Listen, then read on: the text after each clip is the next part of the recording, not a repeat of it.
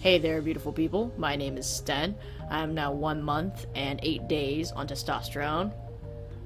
Oops. I should have updated a little earlier than this, but I just didn't have the time to, so sorry about that. So, I'm sure you want to hear about some changes and stuff. I can't really tell if my voice has really gotten any deeper since the last video. Maybe it has, maybe it hasn't. I don't know.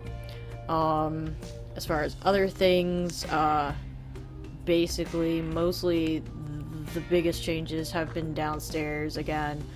Not really positive changes, it's just, it's not like it, I'm sure it is getting bigger, but it's not like, hello, there's something down there now. But, I'm becoming more aware of that something being down there at all. And it's a little uncomfortable, and I know not all trans men have this happen to them, but in my case I do have some dryness and itching down there, which kind of sucks. I have had like an ulcer or two down there from Behçet's disease, so that also kind of sucked. But that's really it. The only other thing is I've noticed I've got a tiny bit that you cannot even see on this camera of facial hair going. It's not even real facial hair, it's like darker than normal hair that's like just the regular vellus hairs that grow on your face. But they're congregating around my upper lip, which makes me end up staring at myself in the mirror a lot more often and imagining myself with facial hair. So yeah, that's a thing that's happening. And aside from that, there's also acne. Lots of acne. Yeah, acne sucks. There's also the fact that I visited another doctor today. A third one.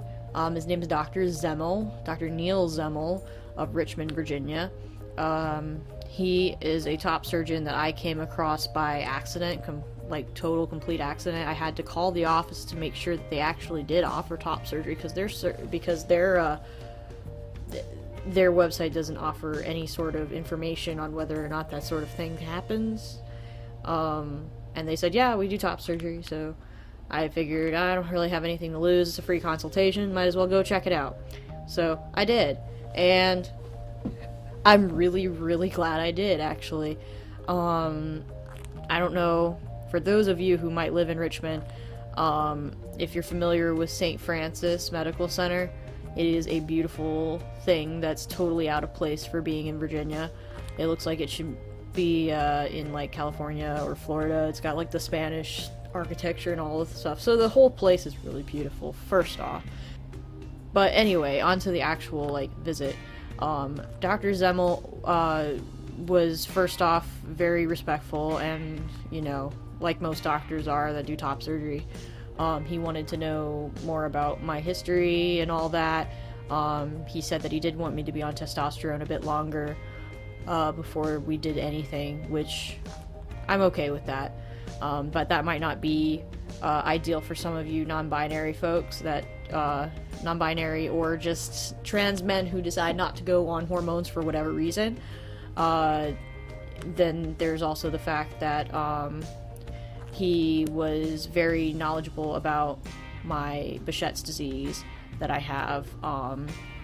He was like, I had to go back and research that and find out what the heck you were talking about, but then I remembered, and he said that he's also has a hookup with a doctor, really big deal rheumatologist at MCV, so he's going to really research it, but he wants to do everything possible to make the surgery safe for me, because I am a high-risk patient. Well, he started out saying high risk and then kind of switched it down to moderate risk, but it basically, there's risks of healing because I take cyclosporin, which is usually used for people who have organ transplants and they don't want their organs to be rejected.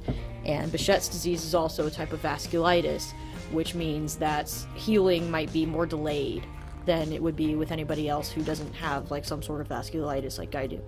And I might also have to go off my medication for a bit in order for the whole thing to work out well. But that being said, he was actually very, very awesome and about being honest with me about, you know, whether or not he may not even decide that it might decide it's way too much of a risk. And, you know, I'm glad that he's honest about it. But in this case, he said that I'm a good candidate. He's going to research more, so.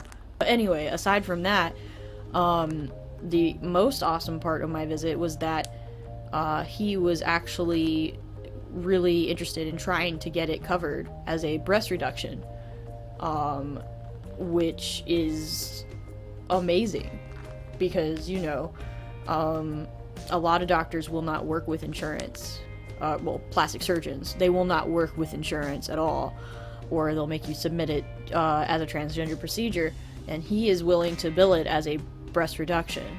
Or in my case, I'm not sure if that's universal for him or what, but that's what he's willing to do. He also showed me, he only has like one picture of results, or one set of results that he could show me. So there aren't honestly a lot of pictures around that actually, you know, show his kind of results, and so that might turn some people off. But the results from the one picture I did see, they were pretty good. And they looked fine for me. And he also had the patient that he had in the pictures actually volunteered his information to give out to other trans patients who might have questions or want to talk about the procedure, and he could talk about his experience with Dr. Zemmel and all that sort of stuff. So I think that's pretty awesome. Dr. Zemmel also said that he's going to be updating the top surgery portion of his page, which doesn't exist yet, but he's about to add it onto the onto the website. He told me, I asked him, like, well, what if insurance doesn't cover it? How much am I looking at raising? And he's like $8,000 to $10,000. So let's see if insurance actually covers some of it first, I guess.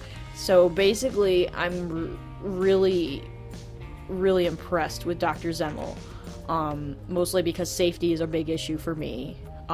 Even if the results aren't ideal, and, you know, as long as it's safe, because I do have a risk of some pretty bad complications just because of my situation. And some people would rather go to a surgeon that will let them do anything, despite whatever medical condition they have. I'm not that kind of a person. I want my surgeon to be as safe as possible, and I'm willing to pay extra for that if I can. It means that I'll have to save up a lot more money and I'll have to wait longer, but in the end I feel like that's worth it. And I feel like I'm also willing to give this guy a chance, considering the fact that even though he doesn't have a whole lot of pictures on the internet anywhere, what I did see was actually pretty good. So I have a follow-up with him in about 6 months. So I'm just going to go ahead and say good night to all you sexy people out there. Have a good one.